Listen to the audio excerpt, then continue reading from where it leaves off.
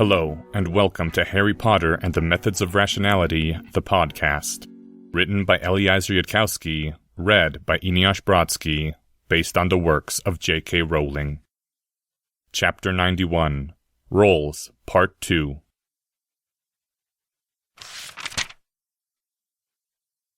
Shortly after, there was another knock upon the storeroom door.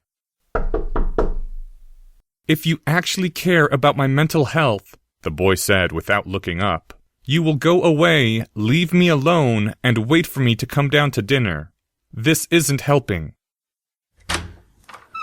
The door opened, and the one who had waited outside stepped in. "Seriously?" The door closed and clicked behind Severus Snape. The potions master of Hogwarts wore none of his customary arrogance, or even the dispassionate guise that he ordinarily took in the headmaster's office. His gaze was strange as he looked down upon the boy guarding that door, his thoughts unfathomable. "I also cannot imagine what the deputy headmistress is thinking, unless I am meant to serve as a warning of where it will lead you if you decide to take the blame for her death upon yourself." The boy's lips pressed together. "Fine. Let's skip ahead to the end of this conversation. You win, Professor Snape. I concede that you were more responsible for Lily Potter's death than I was responsible for Hermione Granger's death, and that my guilt can't stack up to your guilt. And then I ask you to go, and you tell them that it would probably be best to let me alone for a while. Are we done?" "Almost. I am the one who put the notes under Miss Granger's pillow, telling her where to find the fights in which she intervened." The boy did not react to this at all. Finally, he spoke. "Because you dislike bullying." "Not that alone." There was a note of pain in the potions master's voice that sounded alien to it. It was hard to imagine it being the same acid voice that instructed children not to stir one more time or they'd blow off their wrists. "I should have realized it very much earlier, I suppose, and yet I did not see it at all, being entirely absorbed in myself. For me to be placed as head of Slytherin, it meant that Albus Dumbledore had entirely lost hope that Slytherin House can be helped. I am certain that Dumbledore must have tried. I cannot imagine that he did not try when he first took trust of Hogwarts. It must have been a severe blow to him when after that so much of Slytherin answered to the Dark Lord's call. He would not have placed me in authority over that house, acting as I did, unless he had lost all hope." The potions master's shoulders fell beneath his spotted and stained cloak. "But you and Miss Granger were trying to do something, and the two of you had even managed to bring over Mr. Malfoy and Miss Greengrass, and perhaps those two could have set a different example. I suppose it was foolish for me to believe. The headmaster does not know of what I have done, and I ask you not to tell him." "Why are you telling me this?" "Matters have become far too serious not to tell someone." Severus Snape's lips twisted. "I have seen enough disastrous plotting in my tenure as head of Slytherin to know how that sometimes goes. If, in the future, all should come to light, then at least I have told you, and you may say as much." "Lovely. Thank you for clearing that up. Is that all?" "Do you intend to declare that your life is now a ruin, and that there is nothing left for you but vengeance?" "No, I still have—" The boy cut himself off. "Then there is very little advice I can give you." The boy nodded distantly. "On Hermione's behalf, thank you for helping her with the bullies. She would tell you that it was the right thing to do. And now I would be much obliged if you could tell them to leave me alone." The potions master turned to the door, and when his face was unseen, his voice came in a whisper. "I truly am sorry for your loss." Severus Snape departed. The boy stared after him, trying to remember, as best as he could at this distance, words which had been spoken some time earlier.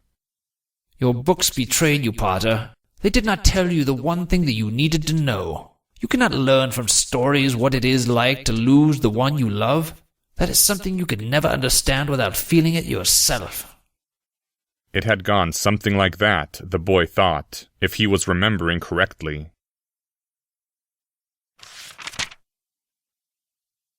Hours had passed now in the infirmary section with its closed door and a body lying in state behind it.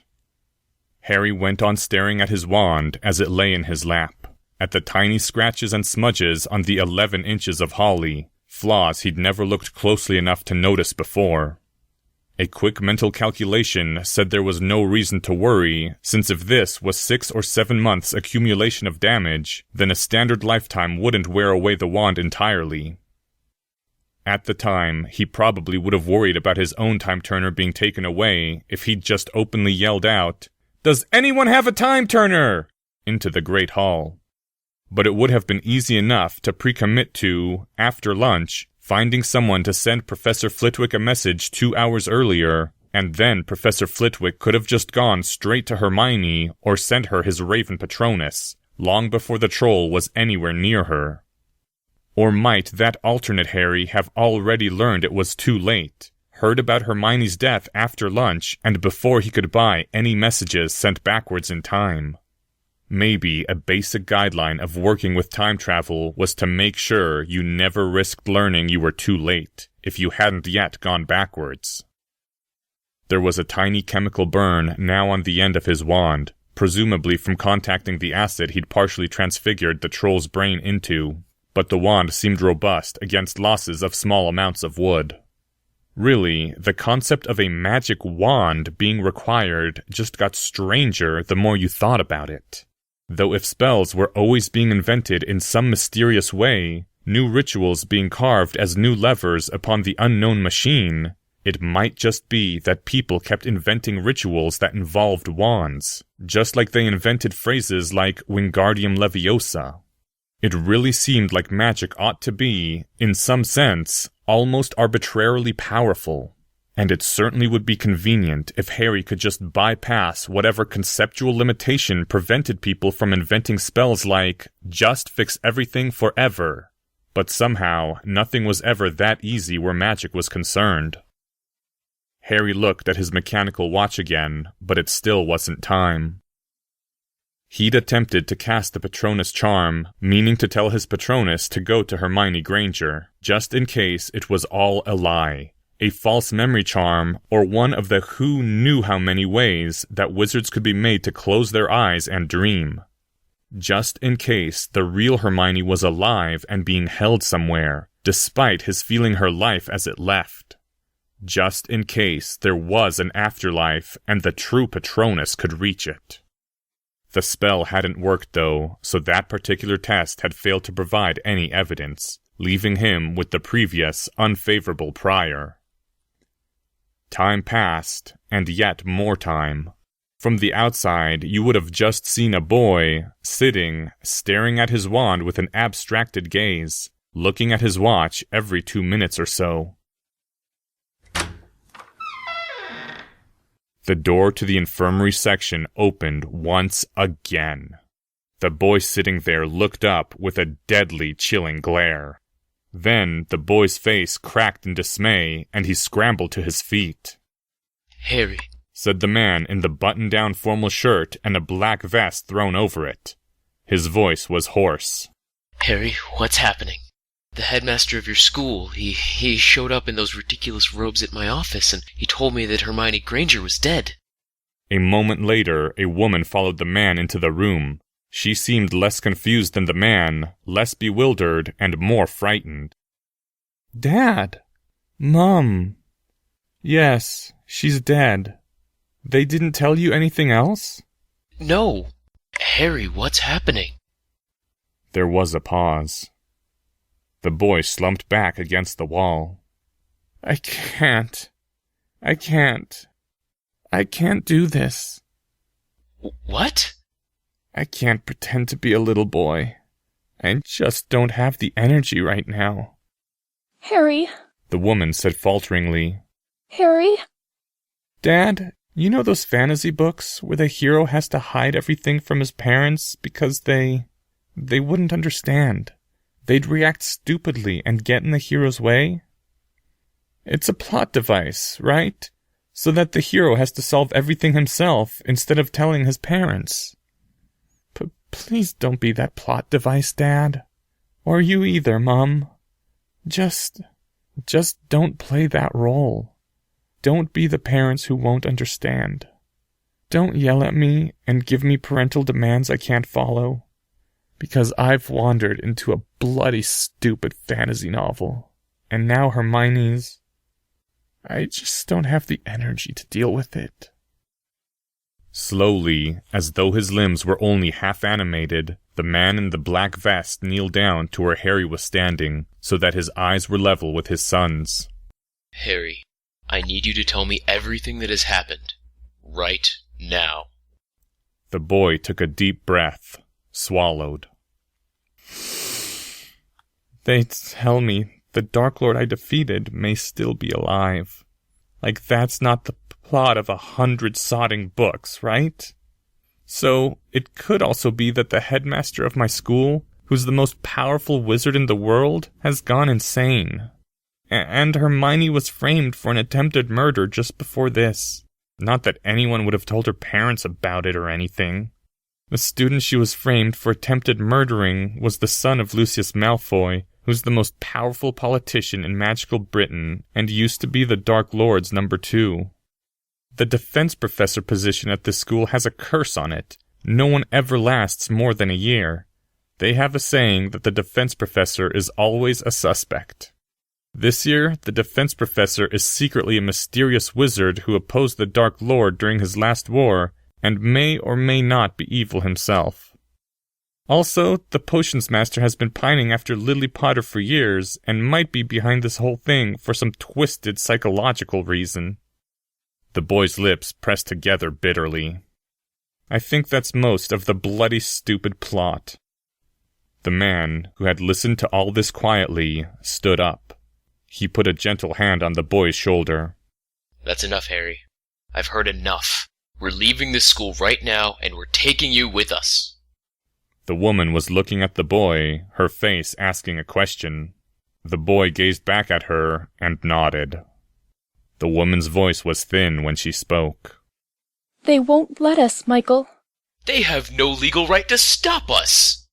Right? You're muggles. The boy smiled twistedly. You have as much standing in the magical British legal system as mice. No wizard is going to care about any arguments you make about rights, about fairness. They won't even take the time to listen. You don't have any power, see? So they don't have to bother. No, Mum, I'm not smiling like this because I agree with their muggle policies. I'm smiling because I disagree with your children policies. Then we shall see what the real government has to say about that. I know an MP or 3. They'll say, "You're crazy, have a nice day in this asylum." That's assuming the Ministry of Obliviators don't get to you first and erase your memories. They do that to muggles a lot, I hear. I figure the real higher-ups in our government have formed some cozy accommodations of their own. Maybe they get a few healing charms now and then, if someone important manages to get cancer. The boy gave that twisted smile again. And that's the situation, Dad, as Mum already knows. They'd never have brought you here or told you anything if there was a single thing you could do about it. The man's mouth opened, but no words came out, as though he had been reading from a script which described what a concerned parent ought to do in this sort of situation, and this script had suddenly arrived at a blank spot. Harry. The woman said falteringly. The boy looked at her. Harry, did something happen to you? You seem different. Petunia! Don't say such things. He's under stress, that's all. Well, Mum, you see... Are you sure you want this all at once, Mum? The woman nodded, though she didn't speak. I've got... You know how that school psychiatrist thought I had anger management problems? Well... The boy stopped and swallowed. I don't know how to explain this to you, Mum. It's something magical instead. Probably something to do with whatever happened on the night my parents died. I was calling it a mysterious dark side, And I know it sounds like a joke, and I did check with an ancient telepathic magical hat to make sure my scar wasn't actually inhabited by the Dark Lord spirit. And it said that there was only one person under its brim, and I don't think wizards have actual souls anyway, since they can still suffer from brain damage, only... Harry, slow down. Only whatever it is, it's still real. There's something inside me. It gave me willpower when things were bad. I could face down anything so long as I was angry. Snape, Dumbledore, the entire Wizengamot. My dark side wasn't afraid of anything but Dementors. And I wasn't stupid. I knew there might be a price for using my dark side, and I kept on looking to see what the price might be. It didn't change my magic. It didn't seem to cause permanent alignment shift. It didn't try to take me away from my friends or anything like that. So I kept on using it whenever I had to, and I only figured out too late what the price really was. I only figured out today. Every time I call on it, it uses up my childhood. I killed the thing that got Hermione, and it wasn't my dark side that did it. It was me. Oh, Mom, Dad, I'm sorry. There was a long silence filled with the sound of broken masks. Harry, the man said, kneeling down again. I need you to start over from the beginning and explain that much more slowly. The boy spoke. The parents listened. Sometime later, the father stood up. The boy looked up at him, grimacing in bitter anticipation. Harry, Petunia and I are going to get you out of here as quickly as possible. Don't. I mean it, Dad. The Ministry of Magic isn't something you can stand up to. Pretend they're the tax office or the dean or something else that won't brook any challenge to their dominance. In magical Britain, you're only allowed to remember what the government thinks you should remember. And remembering the existence of magic, or that you have a son named Harry, is a privilege, not a right. And if they did that, I'd crack and turn the ministry into a giant flaming crater. Mum, you know the score. You absolutely have to stop Dad from trying anything stupid. And son... The man rubbed at his temples. Maybe I shouldn't say this now, but are you sure that what you're talking about really is a magical dark side and not something normal for a boy your age? Normal, the boy said with elaborate patience. Normal how, exactly? I could check again, but I'm reasonably sure there wasn't anything about this in Childcraft, a guide for parents. My dark side isn't just an emotional state, it makes me smarter. In some ways, anyhow. You can't just pretend yourself smarter. The man rubbed at his head again.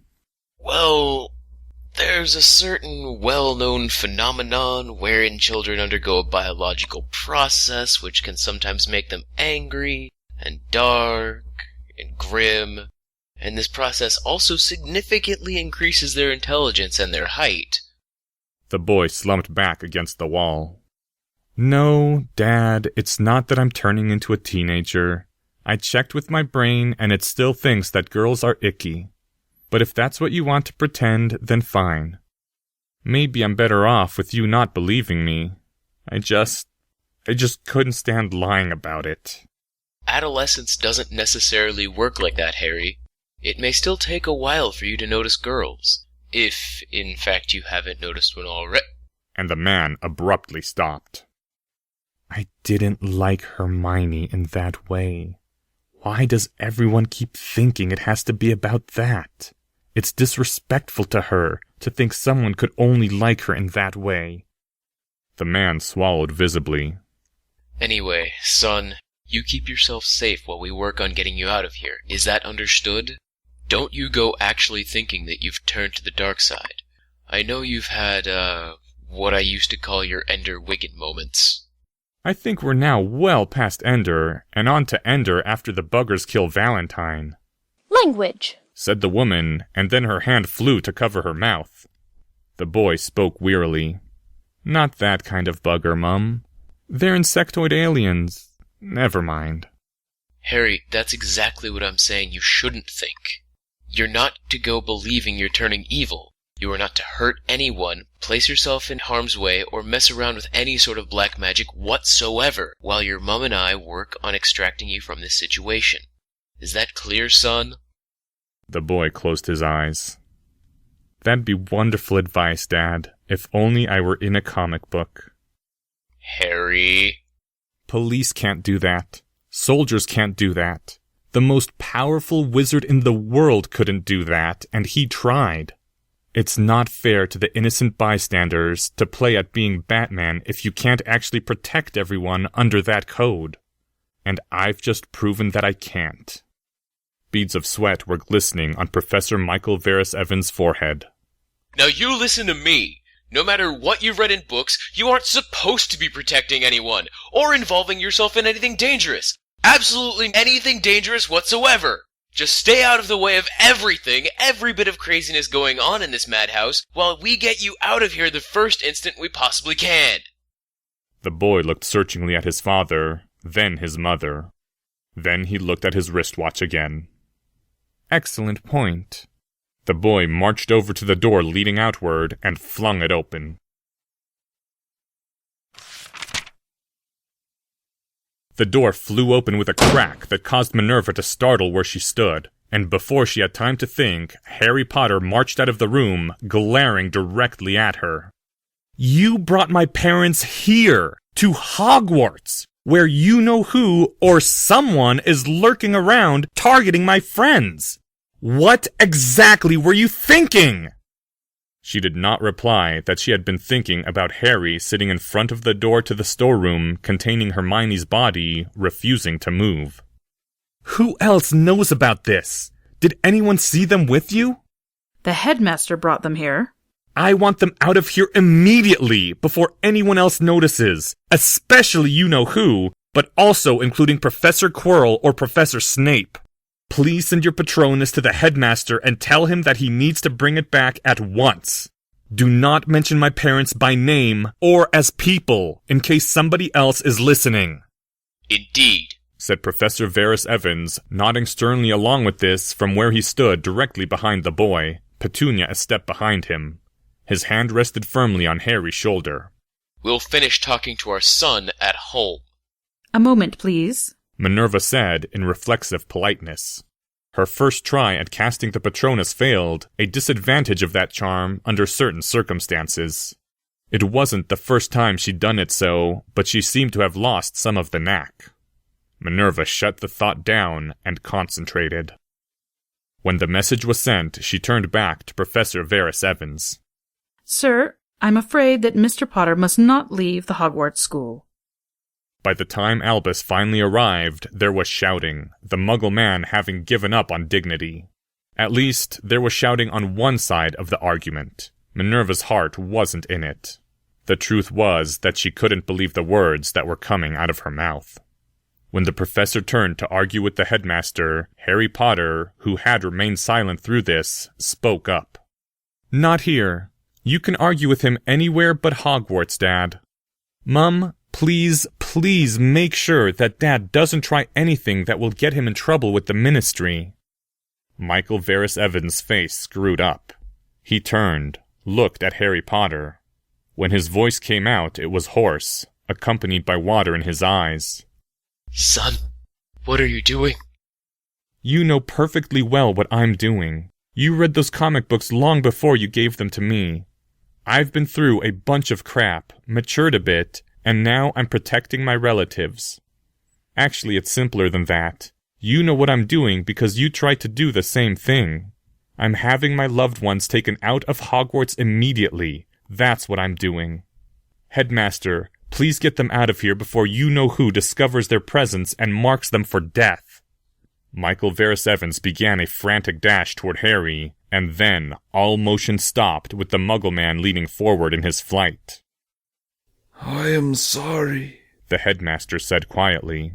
We shall speak more soon. Minerva, I was with the others when you called. They are waiting in your office. The headmaster passed forwards like he was gliding, until he stood in the midst of where the man and woman stood frozen, and then there was another flash of flame. Motion resumed. Minerva looked at Harry. Words did not come to her. Clever move, bringing them here. Probably damaged our relationship permanently. All I wanted was to be bloody left alone until bloody dinner time, which, the boy looked at his wristwatch, it now is anyway. I'm going to go say goodbye to Hermione by myself, which I promise will take less than 2 minutes, and then after that I'll come out and go eat something like I would have done regardless. Do not disturb me for those 2 bloody minutes or I will snap and try to kill someone. I mean it, Professor. The boy turned and strode into the small room, opened the rear door to where Hermione Granger's body was being kept, and strode inside before she could think to speak. Through the doorway, she saw a flash of a sight she knew no child ought to see. The door slammed shut. She started forwards, unthinking. Halfway to the door, she stopped herself. Her mind was still slow and hurting, and the part of her that Harry Potter would have called the picture of a stern disciplinarian was lifelessly mouthing words about inappropriate behavior from children. The rest of her didn't think it was a good idea to leave any child, even Harry Potter, alone in a room with the bloody corpse of his best friend. But the act of opening the door or asserting any sort of authority did not seem to her wise. There was no right thing to do and no right thing to say, or if there was a right path, she did not know it. Very slowly, 1.5 minutes passed.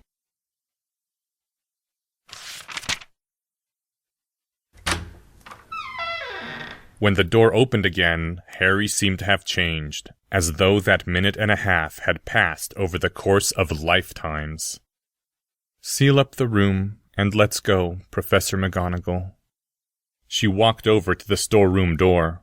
She wasn't quite able to stop herself from looking in, and saw the dried blood, the sheet covering the lower half, the upper body waxy and doll-like, and a glimpse of Hermione Granger's closed eyes. Something inside her began its weeping all over again. She closed the door. Her fingers moved upon her wand, her mouth spoke words without thought, charms and wards to seal the room against entry. Professor McGonagall? Harry said in a strange voice, as if by rote. Do you have the rock? The rock that the headmaster gave me. I should transfigure it into a jewel again, since it did prove useful. Automatically her eyes went to the ring on Harry's left pinky finger, noting the emptiness of the setting where the jewel should have been. I shall mention it to the headmaster, her tongue replied. Is that a usual tactic, by the way? Harry said, voice still odd. Carrying something large, transfigured into something small, to use as a weapon? Or is that a usual exercise for transfiguration practice? Distantly, she shook her head. Well, let's go then. I'm afraid I have something else which I must do now. Will you be all right on your own? And will you promise to go to the Great Hall directly and eat something, Mr. Potter? The boy promised, barring exceptional and unforeseen circumstances, a clause which she did not argue, and then walked out of the room. What lay ahead of her would be no easier, certainly, and might well be harder.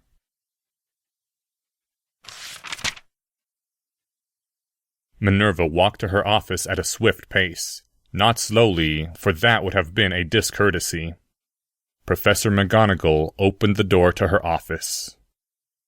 Madam Granger, Mr. Granger, I am so terribly sorry for...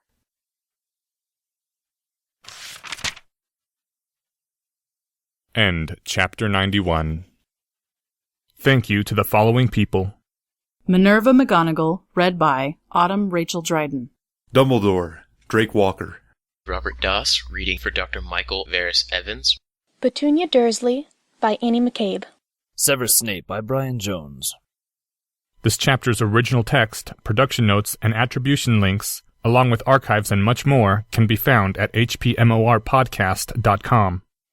If you would like to learn more about the art of rationality, please visit lesswrong.com, an online community of aspiring rationalists founded by Eliezer Yudkowsky. Some sound effects used are courtesy of the Free Sound Project. Today's music was Lightning Crashes by Live and Milk by Garbage. Thank you for listening, and come back next week for chapters 92 and 93, Roles, Part 3 and 4.